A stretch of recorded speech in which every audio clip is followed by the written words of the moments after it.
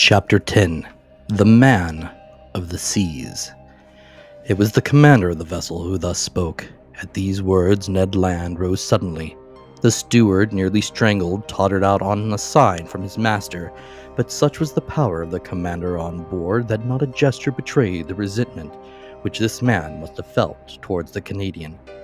Counsel, interested in spite of himself, I, stupefied, awaited in silence the result of this scene. The commander, leaning against the corner of a table with his arms folded, scanned us with profound attention. Did he hesitate to speak? Did he regret the words which he had just spoken in French? One might almost think so. After some moments of silence which not one of us dreamed of breaking, "Gentlemen," said he in a calm and penetrating voice, "I speak French, English, German, and Latin equally well. I could, therefore, have answered you at our first interview, but I wished to know you first, then to reflect. The story told by each one, entirely agreeing in the main points, convinced me of your identity. I know now that chance has brought before me Monsieur Pierre Aronnax, Professor of Natural History at the Museum of Paris, entrusted with a scientific mission abroad. Counsel, his servant, and Ned Land, of Canadian origin, harpooner on board the frigate Abraham Lincoln of the Navy of the United States of America." I bowed assent. It was not a question that the commander put to me. Therefore there was no answer to be made. This man expressed himself with perfect ease, without any accent. His sentences were well turned, his words clear, and his fluency of speech remarkable. Yet I did not recognize him as a fellow countryman. He continued the conversation in these terms. "You have doubtless thought, sir, that I have delayed long in paying you this second visit. The reason is that, your identity recognized, I wish to weigh maturely what part to act towards you. I have hesitated much. Most annoying circumstances have brought you into the presence of a man who has broken all the ties of humanity. You have come to trouble my existence." "Unintentionally," said I. "Unintentionally," replied the stranger, raising his voice a little. "Was it unintentionally that the Abraham Lincoln pursued me all over the seas? Was it unintentionally that you took passage in this frigate? Was it unintentionally that your cannonballs rebounded off the plating of my vessel? Was it unintentionally that Mr. Ned Land struck me with his harpoon?" I detected a restrained irritation in his words, but to these recriminations I had a very natural answer to make, and I made it. "Sir," said I, "no doubt you are ignorant of the discussions which have taken place concerning you in America and Europe. You do not know that diverse accidents caused by collisions with your submarine machine have excited public feeling in the two continents. I omit the hypotheses without number by which it was sought to explain that of which you alone possess the secret. But you must understand that in pursuing you over the high seas of the Pacific, the Abraham Lincoln believed itself to be chasing some powerful sea monster, of which it was necessary to rid the ocean at any price." A half smile curled the lips of the commander. Then, in a calmer voice, "Monsieur Aronnax," he replied, "dare you affirm that your frigate would not have as soon have pursued and cannoned a submarine boat as a monster?" The question embarrassed me, for certainly Captain Farragut might not have hesitated. He might have thought it his duty to destroy a contrivance of this kind, as he would a gigantic narwhal. "You understand then, sir," continued the stranger, "that I have the right to treat you as enemies."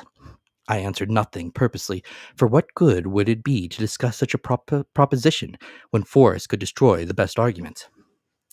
"I have hesitated some time," continued the commander. "Nothing obliged me to show you hospitality.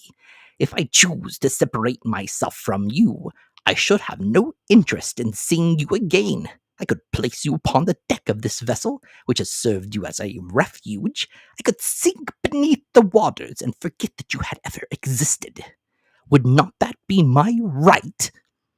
"It might be the right of a savage," I answered, "but not that of a civilized man."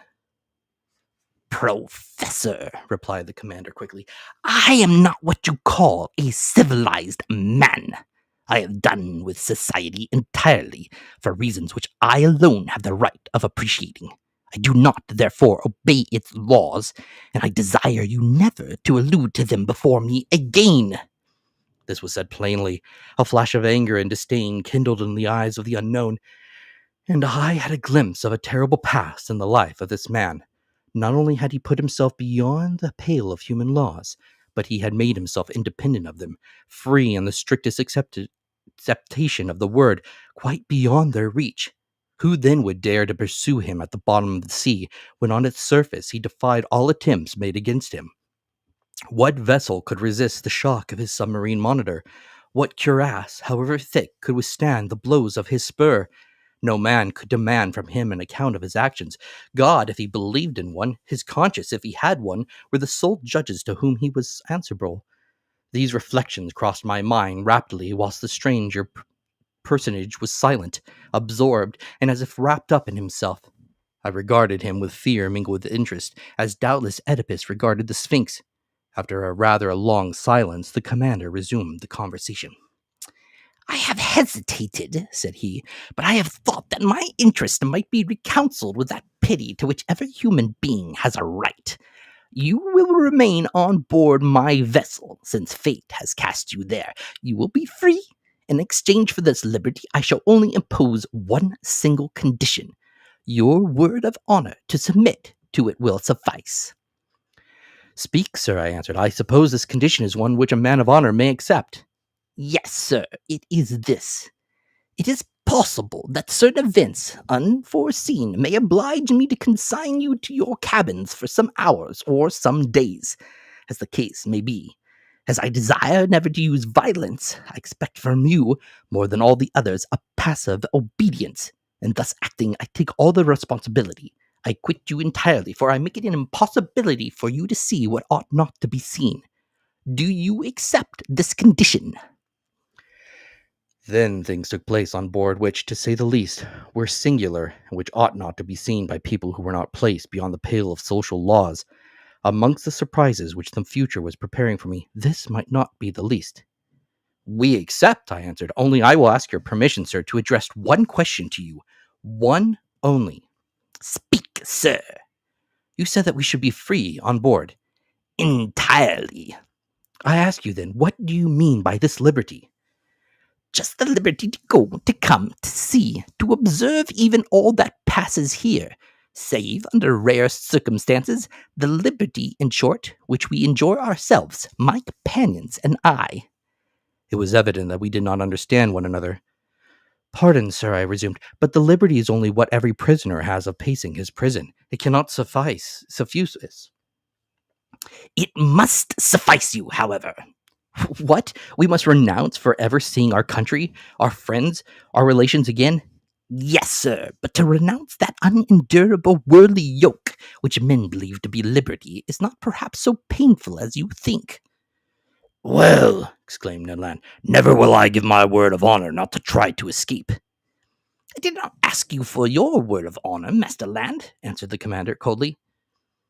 Sir, I replied, beginning to get angry in spite of myself, you abuse your situation towards us. It is cruelty. No, sir. It is clemency. You are my prisoners of war. I keep you, when I could, by a word, plunge you into the depths of the ocean. You attacked me. You came to surprise a secret which no man in the world must penetrate. The secret of my whole existence. And you think that I am going to send you back to the world which must know me no more? Never. And retaining you, it is not you whom I guard. It is myself. These words indicated a resolution taken on the part of the commander, against which no arguments would prevail. So, sir, I rejoined, you give us simply the choice between life and death. Simply. My friend, said I, to a question thus put there is nothing to answer, but no word of honor binds us to the master of this vessel. None, sir, answered the unknown. Then, in a gentler tone, he continued, Now, permit me to finish what I have to say to you. I know you, Monsieur Aronnax. You and your companions will not, perhaps, have so much to complain of in the chance which has bound you to my fate. You will find amongst the books which are my favorite study the work which you have published on the depths of the sea. I have often read it. You have carried out your work as far as terrestrial science permitted you, but you do not know all. You have not seen all. Let me tell you then, Professor, that you will not regret the time passed on board my vessel. You are going to visit the land of marvels. These words of the commander had a great effect upon me. I cannot deny it. My weak point was touched, and I forgot, for a moment, that the contemplation of these sublime subjections was not worth the loss of liberty. Besides, I trusted to the future to decide this grave question, so I contented myself with saying, "By what name ought I to address you?" Sir, replied the commander, I am nothing to you but Captain Nemo, and you and your companions are nothing to me but the passengers of the Nautilus. Captain Nemo called. A steward appeared. The captain gave him his orders in that strange language which I did not understand. Then turning towards the Canadian in council, A repast awaits you in your cabin, said he. Be so good as to follow this man. And now, Monsieur Aronnax, our breakfast is ready. Permit me to lead the way. "I am at your service, Captain." I followed Captain Nemo, and as soon as I had passed through the door, I found myself in a kind of passage lighted by electricity, similar to the waist of a ship. After we proceeded a dozen yards, a second door opened before me. I then entered a dining room, decorated and furnished in severe taste.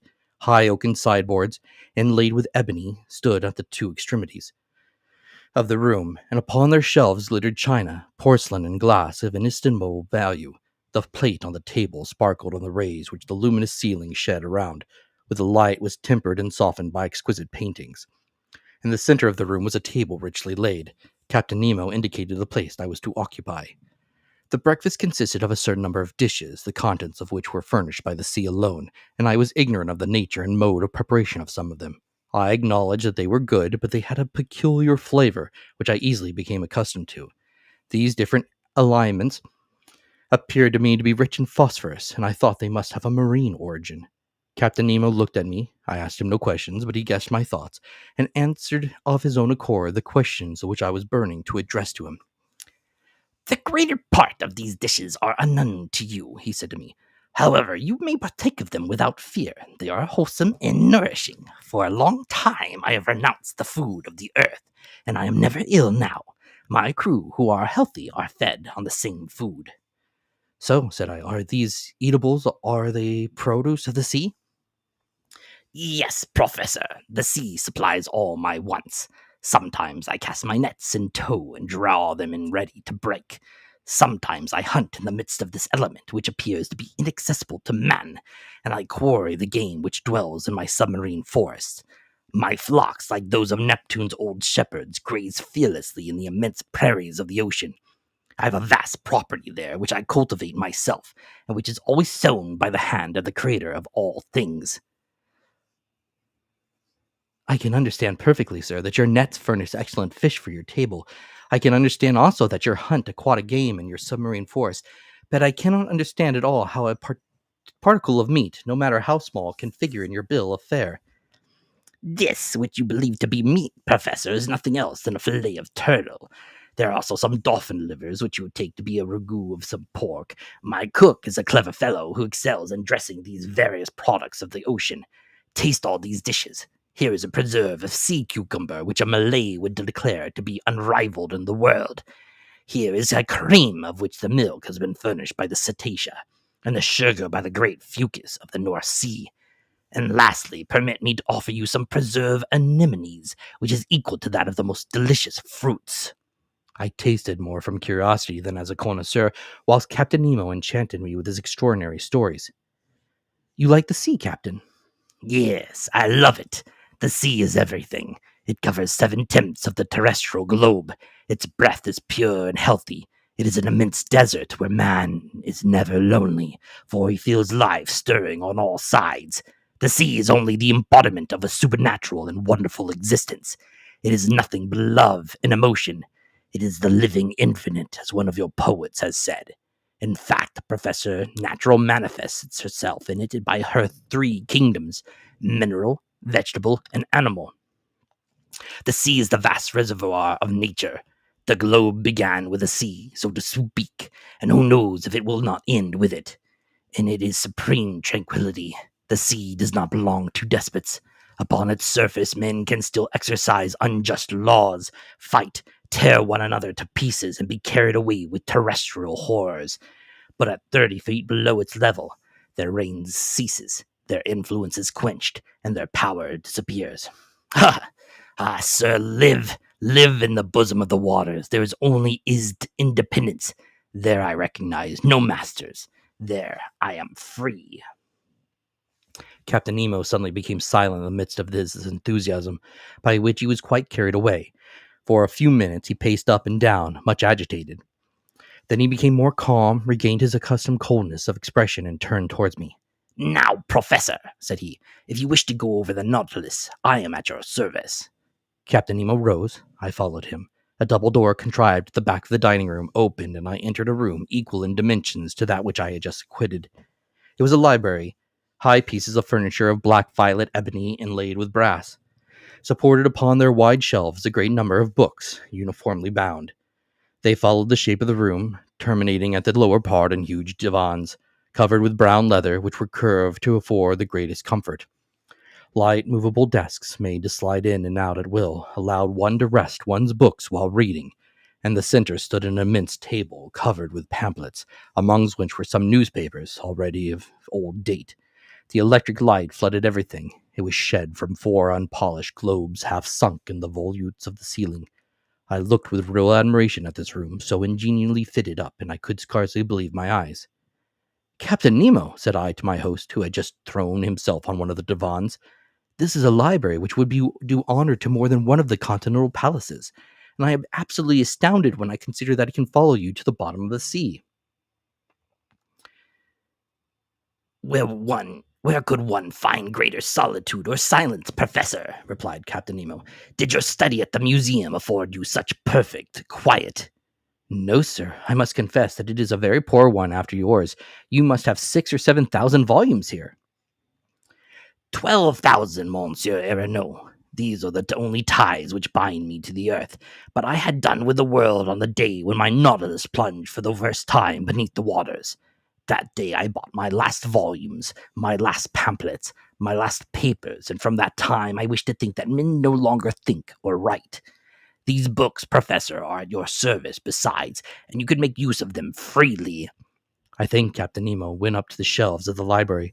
Works on science, morals, and literature abounded in every language, but I did not see one single work on political economy. That subject appeared to be strictly prescribed. Strange to say, all these books were irregularly arranged in whatever language they were written, and this medley proved that the captain of the Nautilus must have read indiscriminately the books which he took up by chance. "Sir," said I to the captain, "I thank you for having placed this library at my disposal. It contains treasures of science, and I shall profit by them." This room is not only a library, said Captain Nemo, it is also a smoking room. "A smoking room?" I cried. "Then one may smoke on board." Certainly. "Then, sir, I am forced to believe that you have kept up a communication with Havana." Not any, answered the captain, except this cigar, Monsieur Aronnax, and though it does not come from Havana, you will be pleased with it if you are a connoisseur. I took the cigar which was offered me. Its shape recalled the London ones, but it seemed to be made of leaves of gold. I lighted at a little brazier, which was supported upon an elegant bronze stem, and drew the first whiffs with the delight of a lover of smoking who has not smoked for 2 days. "It is excellent," said I, "but it is not tobacco." "No," answered the captain. "This tobacco comes neither from Havana nor from the East. It is a kind of seaweed, rich in nicotine, which the sea provides me, but somewhat sparingly." At that moment, Captain Nemo opened a door which stood opposite to that by which I had entered the library, and I passed into an immense drawing room, splendidly lighted. It was a vast, 4-sided room, 30 feet long, 18 wide, and 15 high. A luminous ceiling, decorated with light arabesques, shed a soft, clear light over all the marvels accumulated in the museum, in which an intelligent and prodigal hand had gathered all the treasures of nature and art, with the artistic confusion which distinguishes a painter's studio. 30 first-rate pictures, uniformly framed, separated by bright drapery, ornamented the walls, which were hung with tapestry of severe design. I saw works of great value, the greater part of which I had admired in the special collections of Europe and the exhibitions of paintings. The several schools of the old masters were represented by a Madonna of Raphael, a Virgin of Leonardo da Vinci, a Nymph of Correggio, a Woman of Titan, an Adoration of Veronese, an Assumption of Murillo, a Portrait of Holbein, a Monk of Velasquez, a Martyr of Ribera, a Fair of Rubens, two Flemish landscapes of Teniers, three little genre pictures of Gerard Dow, Metzu, and Paul Potter, two specimens of Géricault and Proudhon, and some pieces of Backhausen and Vernon. Amongst the work of modern painters were pictures with the signatures of Delacroix, Ingres, Descamps, Drouin, Messonnier, Darbonnier, etc., and some admirable statues in marble and bronze, after the finest antique models, stood upon pedestals in the corners of the magnificent museum. Amazement at the captain of the Nautilus had predicted had already begun to take possession of me. Professor, said this strange man, have you must excuse the unceremonious way in which I receive you in the disorder of this room.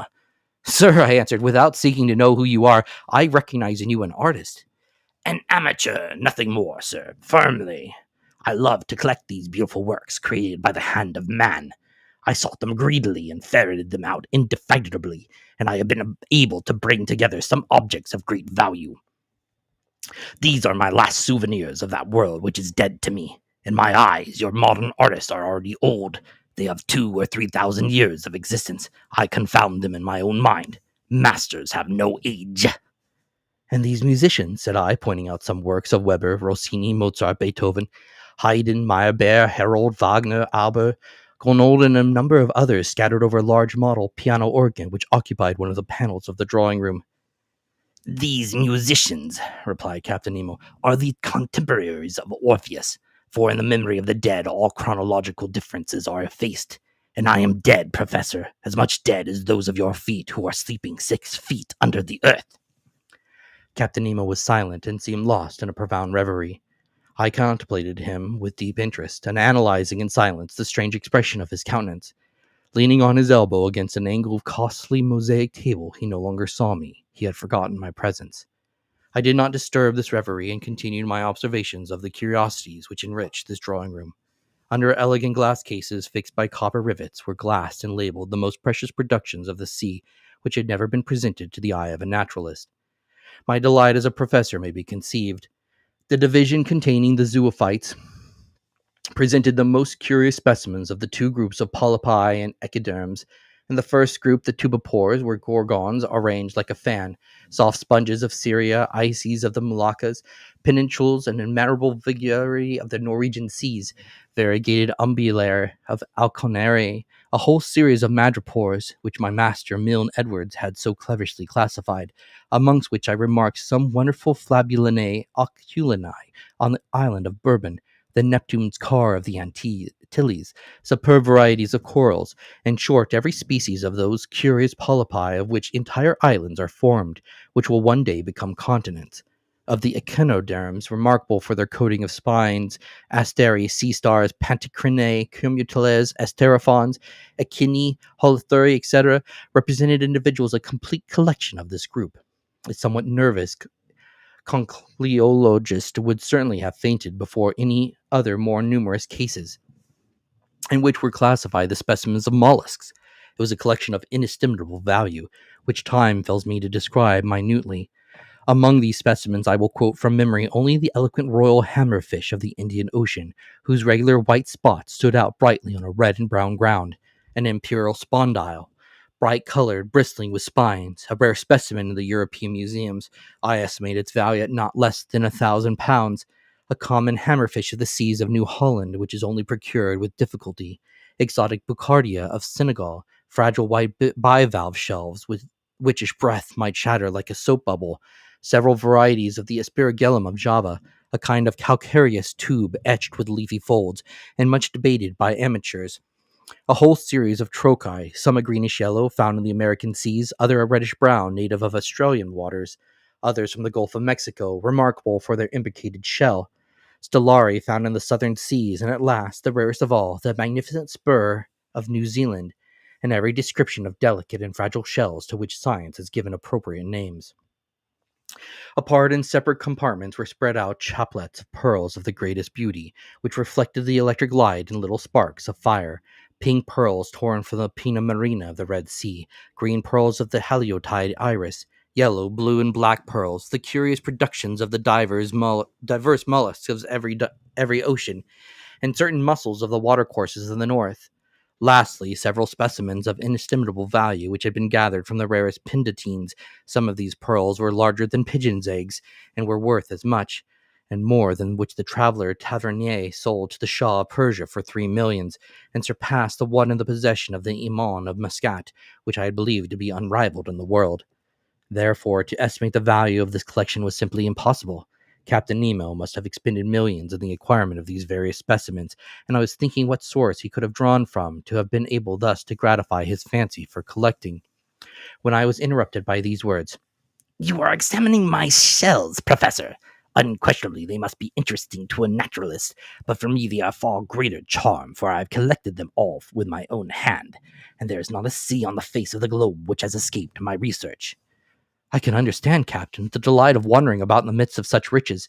You are one of those who have collected their treasures themselves. No museum in Europe possesses such a collection of the produce of the ocean. But if I exhaust all my admiration upon it, I shall have none left for the vessel which carries it. I do not wish to pry into your secrets, but I must confess that this Nautilus, with the motive power which is confined in it, the contrivances which enable it to be worked, the powerful agent which propels it, all excite my curiosity to the highest pitch. I see suspended on the walls of this room instruments of whose use I am ignorant. You will find these same instruments in my own rooms, Professor, where I shall have much pleasure in explaining their use to you. But first, come and inspect the cabin which is set apart for your own use. You must see how you will be accommodated on board the Nautilus. I followed Captain Nemo, who, by one of the doors opening from each panel of the drawing room, regained the waist. He conducted me towards the bow, and there I found, not a cabin, but an elegant room with a bed, dressing table, and several other pieces of excellent furniture. I could only thank my host. Your room adjoins mine, said he, opening a door, and mine opens into the drawing room that we have just quitted.